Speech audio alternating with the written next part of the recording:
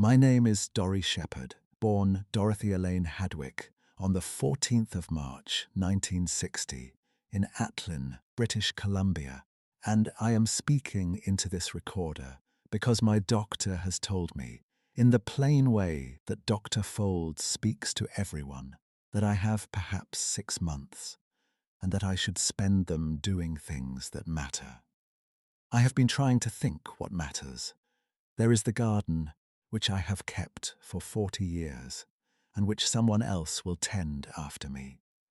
There is my brother's daughter Nora, who drove up from Whitehorse last week and sat with me at this table and asked, very quietly, whether what people in Atlin had always whispered about me was true. I told her I would tell her when I was ready.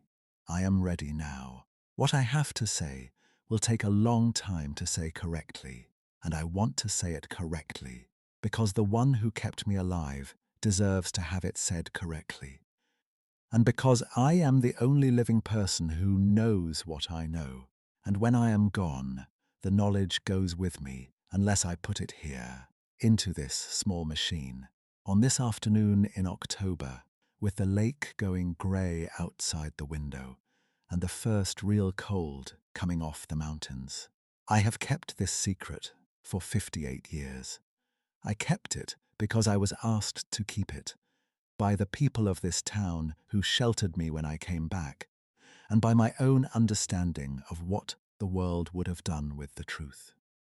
I am going to break it now, not because I no longer care about the consequences, but because there are no longer any consequences left to care about, and because silence, at the end of a life, begins to feel like a second death. I was orphaned in the summer of 1966. I was 6 years old. What happened after that is what I am going to tell you.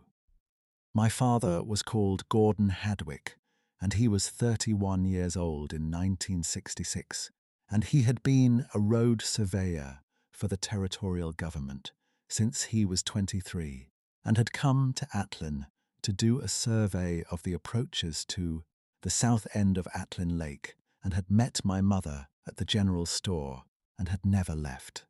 He was a lean, deliberate man who wore his hair very short and kept a logbook of every weather reading he took, and he had logbooks going back 9 years when he died.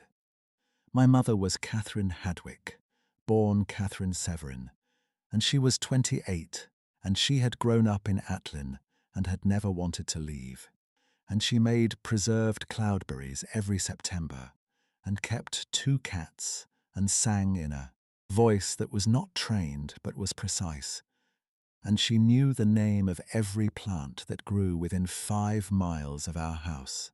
They were ordinary people of a kind that Atlin produced in those years. Careful, quiet, accustomed to cold and distance, not given to complaint or to much outward warmth, but steady in the ways that mattered. I tell you this because I want you to know what I came from. I want you to know that they were real and that they were mine, and that I loved them in the way that 6-year-olds love their parents, which is to say completely and without any awareness that it is love. On the 3rd of August, 1966, my parents took me berry picking on the slope above Surprise Lake, which was something they did every year at that time of summer.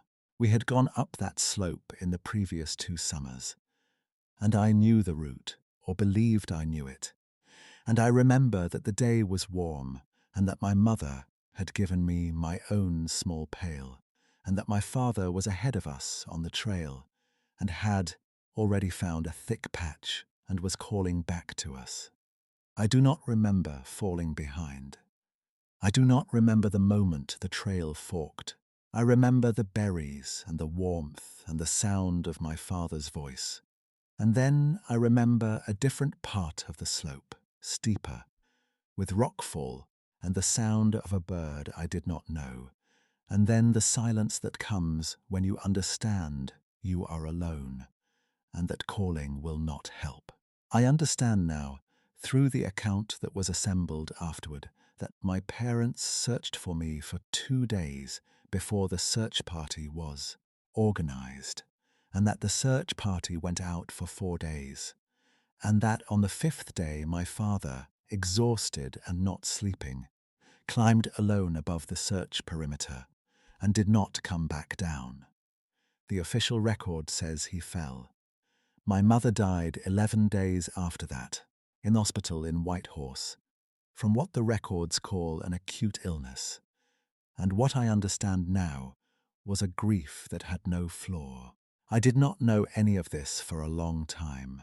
I only learned it years later, piece by piece, from people in Atlin who had been there, who told me in the careful way that people in small northern towns tell terrible things to the people who survived them. What I know from my own experience begins when I stopped moving on that slope. I had been walking for what felt like a very long time, and my pail was gone, and my shoes had soaked through from a creek crossing, and it was growing dark, and I sat down against a spruce tree because I could not think of anything else to do. I was not crying. I have thought about that for many years, the fact that I was not crying, and I believe it was because I had not yet understood what had happened, because understanding requires a kind of knowledge that a 6-year-old does not have. I was cold and I was tired, and I was alone in a way I had never been alone, and I sat there until it was fully dark, and the cold came properly off the mountain. And then I slept, or something like sleep, with my knees pulled to my chest and the bark rough against my back. I do not know what time it was when I woke. There was no moon that I could see. What woke me was not a sound, but something else. The sense that the air had changed, or that the weight of the dark had shifted. And when I opened my eyes, there was a shape between me and the trees that was darker than the trees, and much larger than anything I had a name for.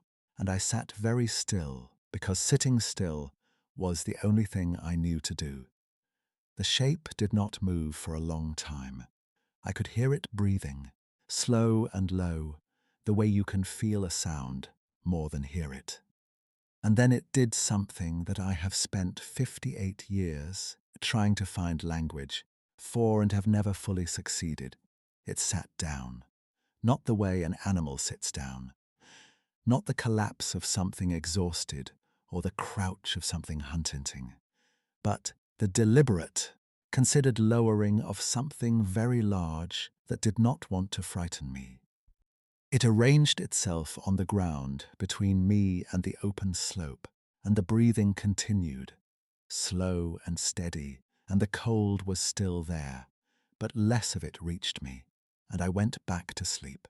I do not know how long I was in the forest before I understood that I was not going to be taken out of it. It did not feel like a decision anyone made. It felt later like something that happened the way weather happens, one condition following from another, without a single moment where a different choice was possible. What I know is that on the first morning, I woke and there was food. Not placed in front of me the way you would place something in front of a child, but available, within reach, in the way that things are available in a forest, to something that knows the forest, which I did not, but was learning. There were berries, which I knew.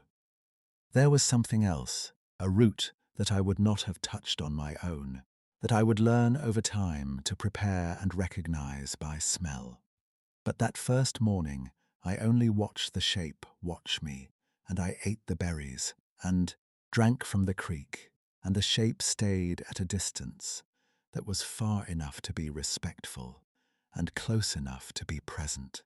That distance narrowed over days. I could not tell you how many days. I had no way to count them. I will tell you what I came to understand about this being. And I will tell you it in the same way I understood it, which was slowly, and without ever arriving at a complete account that satisfied all the questions. I came to understand over weeks that she was female in the way that you understand such things about a large creature when you live alongside it and your survival depends on attention. I came to understand that she was old, not in the way that I would understand old age now, but in the way that a child understands the age of something that has been a long time in the world through the steadiness and the patience and the complete absence of any surprise at anything the forest produced.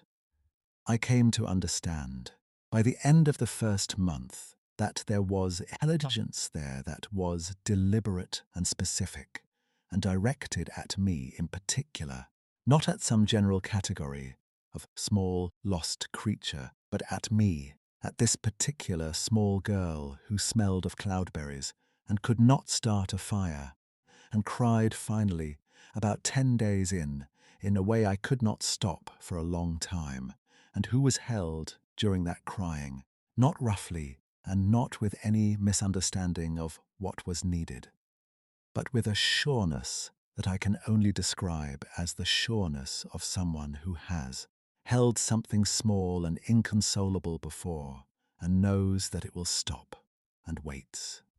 I did not have a name for her for a long time. Names require language, and language requires another person who shares it. And she had no language I could enter, and I had no language she could enter.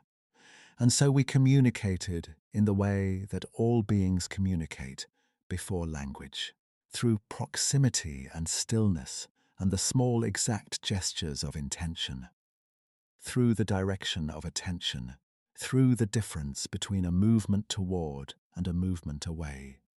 What I came to call her, eventually, in my own mind, was something I will not repeat here, because it belonged to us and to the forest.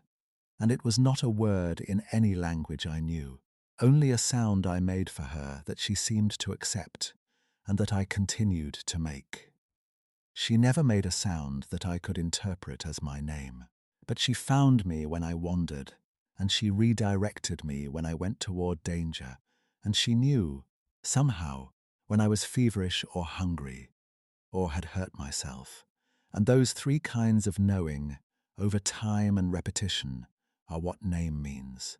The winter of 1966 into 1967 is the part of this account that I have the most difficulty with, not because it was the worst of it, but because I have the least continuous memory of it, only a series of images that may not be in order and may be partly composed of things I dreamed. I know we went higher before the hard cold came.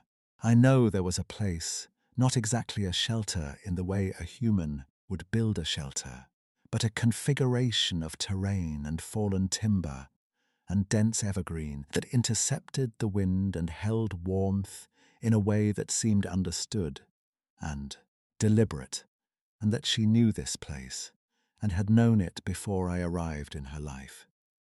I know that I was warm enough to survive. I know that there were other presences, not constant but occasional, that came and went without entering the shelter space itself, that were larger than she was, and that I was never shown, but was never prevented from being aware of, and that she was aware of them in a way that was neither alarm nor welcome, but something more complex than either. I do not know what those presences were. I do not speculate about them now. They were part of the world I was living in, and that world was larger and more internally organized than I had any framework to understand. In the spring of 1967, something shifted. It is the only word I have for it. The relationship between us changed in a way that I did not understand at the time, but have understood more fully with each decade since. She began to take me to the edge, not to expel me, not suddenly or with any withdrawal of care, but in the way that something wild and responsible teaches a dependent creature to be less dependent.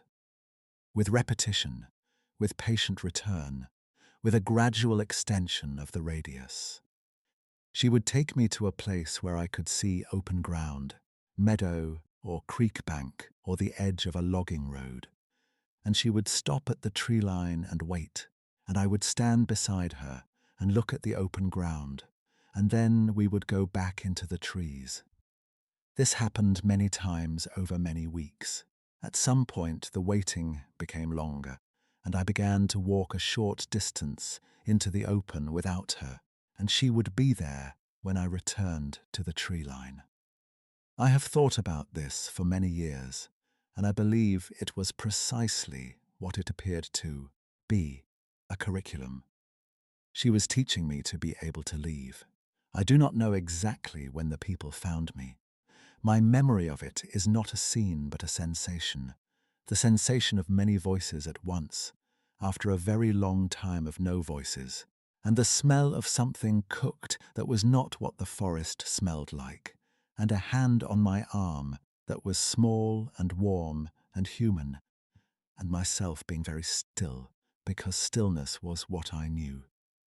The account that was assembled afterward, and that Nora helped me confirm through the provincial archives 2 years ago, is that I was found in late August of 1967 by 2 men from Atlin who were cutting timber on the southwest slope, and that I was in reasonable health physically, and that I was not speaking, and that they brought me down on one of their horses because I would not walk when they walked, but would follow when the horse moved, and that this fact, the fact about the horse, was the one that made the men understand that the child had been somewhere and done something that they could not account for and would not try to. Their names were August Sperry, who was 44 years old and had 3 grown children, and Perry Nault, who was 27 and had been in Atlin only 2 years. I want to say their names clearly because they did what they did and did not speak about it afterward, not because they were told not to speak, but because they understood without being told that some things you do not speak about, and that understanding was the beginning of the circle of protection that kept me safe for the next decade. I want to tell you about the people who took me in, because without them the rest of this account does not exist. When August Sperry brought me to Atlin, he brought me to the house of his sister-in-law, Vera Sperry, who was 51 and had been a widow for 6 years, and kept a house that was always warm and always had food on the stove, and who was known in Atlin as a woman who asked few questions and answered the important ones with action rather than words. Vera Sperry looked at me for a long time when August brought me in, and then she said, in a voice that was very level, that she would need some time with the girl before anyone else came in. And August went out, and Vera took me to the kitchen and put a bowl in front of me and sat across the table and watched me eat and did not speak. And I understood, in the part of me that had learned to read intention through stillness, that I was safe. It took me a long time to speak again. Vera Sperry did not rush it. She spoke to me constantly, in a quiet, unhurried way, as though filling a room with sound, so that when I was ready to add to it, I would know how, and the first word I said was her name, which I had been hearing for many weeks by then, and she said, without any drama, good, and went back to what she was doing. The community of Atlin in 1967 was small enough that everyone knew who I was before I arrived, and knew that my parents were dead, and knew that I had been missing for more than a year. They also knew, because August Sperry was not a man who lied, and was not a man who manufactured explanations, that the circumstances of my return did not admit of an ordinary account. There was a meeting in the back room of the hardware store that Vera Sperry attended and that Perry Nault attended, and that several other people attended, whose names I came to know only over years, and what was decided at that meeting was not complicated. The child had come back. The child was alive. The child would be taken care of. And the question of what had happened to the child in the year she was gone was a question that no one was going to put to any office or any authority outside Atlin. That was the compact. It was never written down. It was never formally stated in language that I was present for. And Vera told me about it only when I was old enough to understand what a compact of that kind costs the people who make it. 11 people made it. I have, over the years, learned all 11 names. I say them to myself sometimes, the way you say a prayer that is also an accounting. August Sperry, Perry Nolt, Vera Sperry, Dorothea Finch, Howard Finch, Gus Marchetti, Rosemary Marchetti, Clement Okafor, Faye Okafor, young Bertrand Plant, and the woman I knew only as Mrs. Dowd, whose first name I never learned, and who moved away from Atlin in 1972, and whose whereabouts I was never able to determine. I say their names. They are all gone now. Vera Sperry was the last to go, in 2003, and when she died I understood for the first time that I was alone with this, and that whatever I did with it was entirely my choice, and that the choice would hold only as long as I was living. I grew up in Atlin. Vera Sperry became my legal guardian in 1968, and my life settled into the shape of an ordinary northern childhood, which was not very ordinary in the ways that mattered, but was ordinary in its surface. I went to school. I learned to read and write and to do arithmetic. I was quiet in a way that my teachers noted, but did not press, and I was careful in a way that my classmates found unusual. Careful about noise and about movement, and about the space between myself and other people. And some of them were unkind about it, and some of them simply let it be. I did not tell anyone what had happened.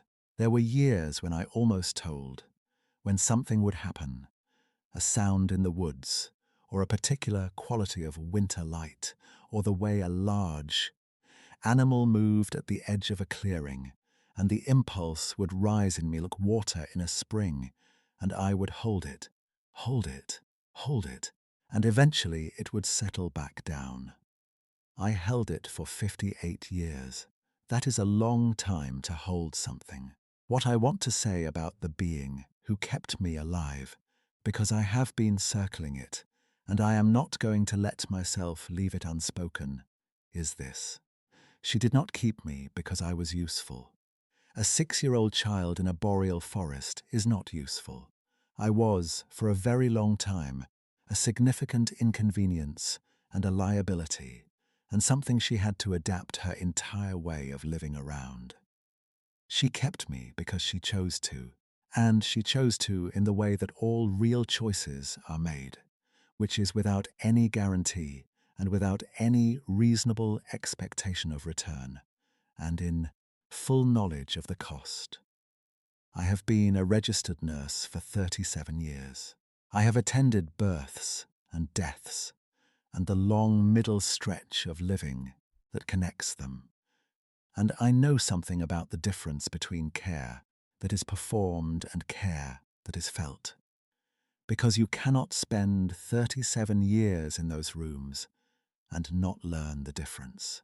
What she gave me was the second kind. I know what it looks like. I know what it costs. She gave it without being asked, and without any framework I could name for why. And I have carried that knowledge my entire life. And it has made me, I think, a better nurse and a more careful person, and someone who does not need to be told that the world is larger than it looks, because I lived inside the proof of that for more than a year. The year I turned 48, Vera Sperry, who was by then 82, and in the long final diminishment of her life, asked me to come and sit with her for an afternoon. And I went, and we sat in the kitchen where she had put the bowl in front of me 40 years before. And she told me something I had not known. She told me that in the September of 1967, 2 weeks after August brought me down from the slope, she had gone up into the woods alone, above the tree line on 3 consecutive days. She was not a woman who made decisions like that without thinking them through, and she thought this one through carefully. She had seen something in me, in the quality of my stillness, in the way I turned toward the forest when I was uncertain. And she had an idea, though she would not have called it an idea, more a sense of what was correct, what was owed. On the 3rd day, she sat down in a clearing on the southwest slope, and she put out, in a row on a flat rock, a handful of dried Saskatoon berries from her kitchen, a folded piece of wool blanket, and a small tin cup of the broth she had been feeding me. She sat for 2 hours, and then she walked back down. The next morning, the berries were gone, and the blanket was moved, and the cup was turned over. She went up again and left more berries, and walked back down without waiting. She did this for 6 days. On the 7th day, she sat for the full 2 hours again, and nothing appeared at the edge of the clearing while she was there. But she had the very strong feeling, she told me, that she was seen. She went home, and she did not go up again, and she did not speak about it to anyone, not even August, for 40 years. She said, sitting across from me in that kitchen at the end of her life, that she hoped it had been received in the spirit it was given. I told her I thought it had been. I told her I thought it had been exactly. I want to say something about the town of Atlin, which has changed and which I still love, and about what it meant to grow up in a place where 11 people knew a thing about you and never said it. It was not always comfortable. There were moments when I could feel it, the knowledge in a room, the way people in small towns carry knowledge like a second skin, not using it, but not without it either. But what those 11 people gave me was not just silence, though the silence was a gift. What they gave me was the understanding, absorbed over years, the way a child absorbs everything, that the world is not one thing, and that the thing you cannot explain is not therefore untrue, and that ordinary people, given the choice between the institution and the child, will sometimes choose the child. And this is not sentimentality, but moral seriousness, the kind that does not announce itself and does not expect thanks. I have tried to be that kind of person. I have not always succeeded, but I have always known what it looks like, because I saw it in Vera Sperry's kitchen and in August Sperry's hands on the reins of that horse, and in Perry Nault's silence in the years after, and in the small and specific ways that Dora Finch and Howard Finch and Gus Marchetti and all the others arranged their lives around a truth they had decided to protect. There is one thin thing I have not said yet, and I have been working toward it the whole time I have been talking, and I am going to say it now. When I was 15, I went back to the slope above Surprise Lake. I went alone. I told Vera I was going for a walk, and she looked at me for a moment, in the way she sometimes looked at me, the way that meant she understood more than she was going to say, and she said to be home before dark. I went up the trail that I believed was the trail my parents had taken that August morning, though by 15 I had learned enough to understand that what I remembered from age 6 was not reliable geography, and I climbed for 2 hours and sat down at the edge of a clearing in the early afternoon with the light coming through the spruce in the way that it comes in late September, slanted and specific, touching the tops of the grasses and leaving the ground in shadow. I sat there for a long time. I did not call out. I did not make any sound. I only sat, the way I had learned to sit, with the kind of stillness that is not passive but attentive, the way you sit when you are making yourself available to something and trusting the something to understand the offer. The clearing was quiet, and then it was less quiet, in the way that the forest is never actually quiet, but only has different registers of sound. And I became aware of the tree line on the far side of the clearing, in the way you become aware of something that has been there for a while before. You noticed it. I could not tell you what I saw clearly. I can tell you that it was dark and large and still, and that I had the absolute conviction in my chest and in my hands and in whatever in a human being corresponds to the knowledge animals have, that it was her, that she was old, older than I had understood age to mean, that she was there, that she had been there for some time before I noticed, which was a thing that had been true at the beginning too. On the night I slept against the spruce, with my knees pulled up, and which was perhaps always going to be the shape of our relationship. Her arriving before I could perceive her, and waiting. I sat for what must have been an hour. Then I stood up slowly and I walked back down the slope, and I was home before dark. I went back twice more, once at 22 and once at 31. At 22, the clearing was empty and remained empty for the entire afternoon I sat in it. And I went home uncertain, and I have remained uncertain about that afternoon to this day. At 31, I went in early June, when the snow was still on the peaks and the creek was loud with melt. And I sat in a different clearing, higher up, a place I had found on my own. The summer I was 18 and had returned to several times for reasons I could not have explained. I sat for 3 hours. Near the end of the third hour, in the shadow at the far edge of the clearing, something moved. I do not know what I saw. I want to be precise about this. I do not know what I saw.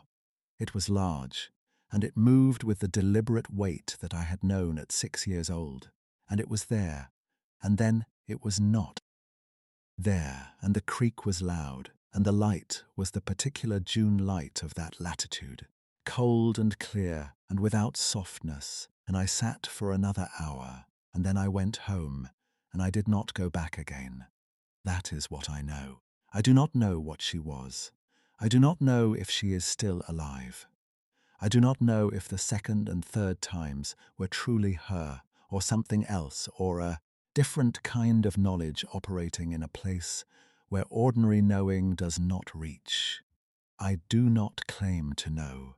What I claim to know is the winter of 1966 into 1967, and the fact of my survival and the specific quality of the care that made that survival possible, and those things I would stake my life on, and would have, and did.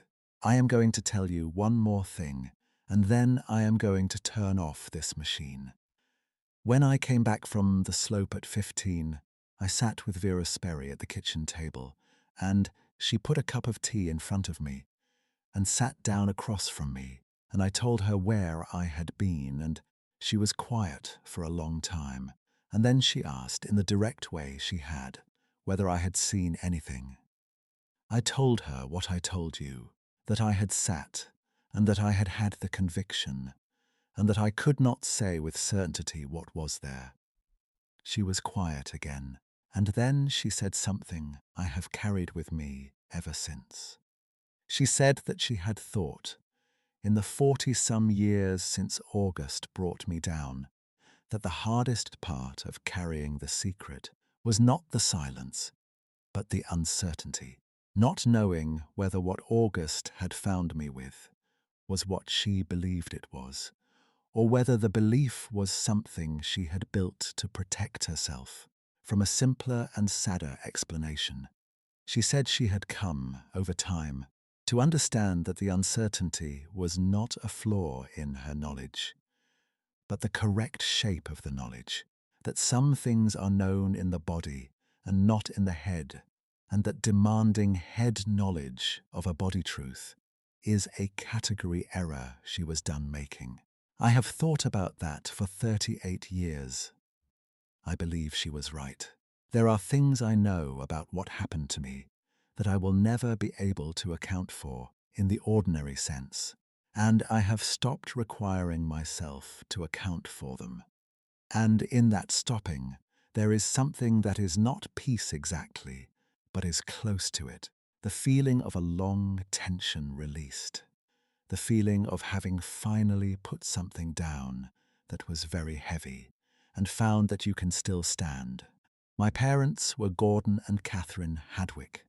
They loved me completely, and they died looking for me, and I have thought of them every day of my life, and carried a grief for them that does not diminish but changes shape, the way rivers change shape, wearing the same channel deeper over time. I hope they knew, wherever knowledge goes, that I was alive. I hope they know it now. The person who kept me alive is not someone I can describe to you in the terms the world uses for description, and I gave up trying a long time ago. What I can tell you is that she was patient, and she was careful, and she knew how cold a 6-year-old's hands got in the dark, and she knew what to do about it. And that is more than most. And it is enough, and it has always been enough. And I am grateful. And I have been grateful for 58 years. And the gratitude does not need a name or a category, or a form the registry office can file. It only needs to be said. Here, into this machine, in the kitchen of the house I have lived in for 40 years, on the edge of the lake in the town, where I was born and where I will die, with the light going off the water outside, and the first real cold of October in the air and the mountains, standing the way they have always stood, indifferent and exact and very, very full. There is something I want to add, because I have been listening to myself talk, and I realize I have not said the thing that is perhaps the most important thing, the thing that is the most difficult to say in language that does not embarrass it. I have worked as a nurse for 37 years, and in those years I have been present at many deaths, and I have observed, in the long watching that nursing requires, that people who are close to dying become very honest, not because they have decided to be honest, but because the energy required for anything other than honesty is no longer available to them. I am close to dying, and what I want to say honestly is this. I was a child who lost everything, and I mean everything. The particular warmth of a particular kitchen, and the sound of a particular voice, and the smell of a particular person, in the dark, and those losses were real, and I do not minimize them, and I carried them, and I carry them still. But I was also a child who was found by something that could not have been looking for me specifically, and yet oriented toward me with a specificity that I felt in every act of every day we were together, and the experience of being found by something vast and patient and entirely without obligation, rearranged something in me at the level where character forms. And the person I became is in large part a consequence of that rearrangement. I am a careful person. I am a patient person. I believe in the value of sitting still. I believe in the value of waiting for something to be ready, whether that something is a frightened child or a hesitant family member or a truth that has needed 58 years to reach the conditions under which it can be spoken. I believe these things because I was taught them, and I was taught them in a forest above Atlin in the winter of 1966 by something that had no language for teaching and no concept of a curriculum and no reason to bother with a child who had wandered off a trail and yet bothered and yet taught and yet waited with what I can only call patience, though patience is a word we made for something much smaller than what she had. I told Nora, my brother's daughter, that I would be ready to tell her this story, and I said I was ready, and I have told it as well as I know how to tell it, with the numbers and the names and the precision I can bring to it, and with the places I cannot be precise, marked clearly as places I cannot be. Precise, because accuracy in what I know and honesty about what I do not know are the only gifts I have to offer at this point, and I will not trade them for a tidier account. What remains is not a mystery that resolves. What happened to me in 1966 and 1967 is not a mystery that resolves. There is no resolution because there is no end to it. Not really. It lives in me still, and I take it with me, and where it goes after me, I cannot say. Nora will have this recording. She will do with it what she judges best. I have asked her only to be accurate, which is the same thing that was asked of me at 6 years old by circumstances that did not ask in words, and which I have tried to honor in one way and another ever since. The lake outside my window is grey now, and the mountains are the deep blue that they go before the last light leaves them entirely.